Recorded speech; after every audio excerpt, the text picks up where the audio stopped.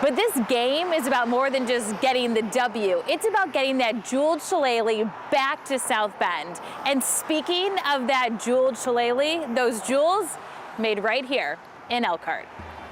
He's the gem behind the Jeweled Shillelagh. You'll be sitting with people and they'll mention it, and I go, well, yeah, I made all the emblems for it. Yeah. What? Yeah.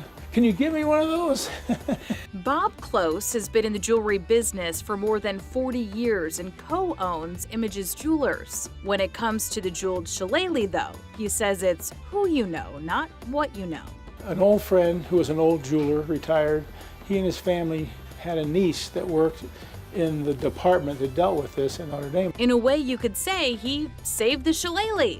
The Shillelagh had stopped in progression, and they had I don't know, about 10 we had to put on. In the simplest terms, here's how it works. First, you need a Shillelagh. It's a piece of like briar wood, which is harder than heck. Next comes the fancy stuff.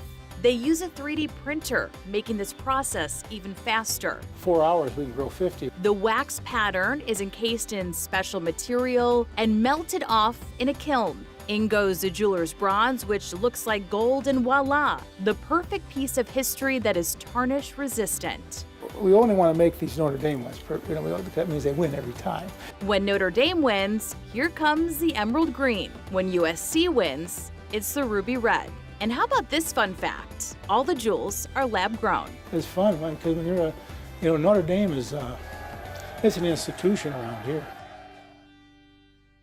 So these are the only ones they want to make from now on. We'll see after this big weekend what happens. But I know what you're thinking. You want to get your hands on one of these, don't you? Too bad. It is not going to happen. I am told that is only up to Notre Dame. You cannot come here and get it. So maybe if you ask really nice, but I have a feeling this is just for them and USC.